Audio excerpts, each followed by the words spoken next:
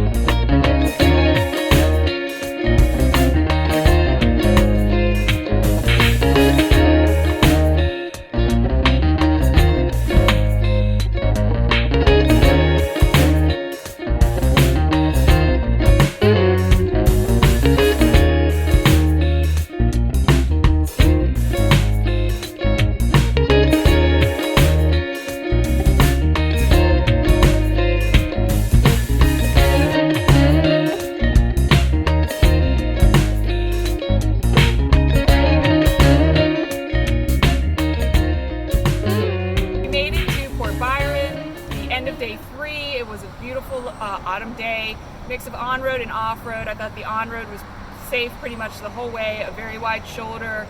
I really enjoyed it. A relaxing day of biking. I look forward to tomorrow, where we are definitely going to get through Syracuse and see how far east we go. See you then. I almost forgot to mention, we also stopped at the Port Byron Erie Canal Heritage Park Visitor Center, which is right as you enter town if you're coming from the west. So it'll be on your left, don't miss it. And it was just a nice little replica shop and lock from the Erie Canal, and then a visitor center as well with some more photos and artifacts inside. So that was really cool, and I didn't want to forget to mention that. Day 4 on the Empire State Trail. We're going to be covering Port Byron to Syracuse and past, not sure how far past, definitely or hopefully to Rome. We're going to find out. It's going to be a big riding day. Started a little bit earlier today. Really enjoying this section of the trail that I've not been on before. I started noticing, I guess, past Lyons that the active working canal has now diverged from where we are, so we are mostly seeing now historic canal towns that just have the remains of the locks, and some areas have water, some don't. So it's a little bit of a different feel than when we were riding through like Spencerport and Brockport, where the canal is still active and there's still a lot of boats on it. So it's a nice change up. Really enjoying it. Also found out Weedsport has a few hotels and some good places to eat. So Weedsport is a good stopping point there, kind of between Palmyra and Syracuse, if you're looking for an easy access to lodging and food. So that was a good tip to know. So we're gonna keep riding here on this section of the trail through Syracuse.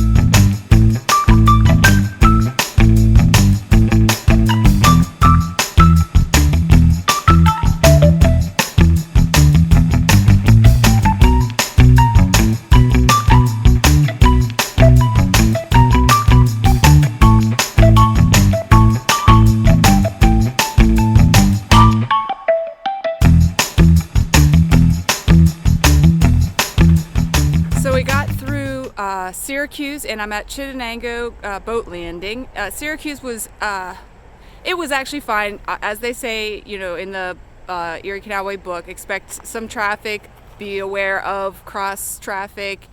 They actually have clearly spent a lot of time putting in bike lanes and bike infrastructure, so I felt like it was safe to go through, but just obviously have your head on a swivel. So that went well. And then past Syracuse, this last section, again, super quiet, just a easy rail trail ride. So here at Chittenango, looks like they have a nice like canoe and maybe packet boat museum, but it's closed, unfortunately. But it looks really interesting, and so we're going to continue on here this afternoon and see how far we get, hopefully to Rome.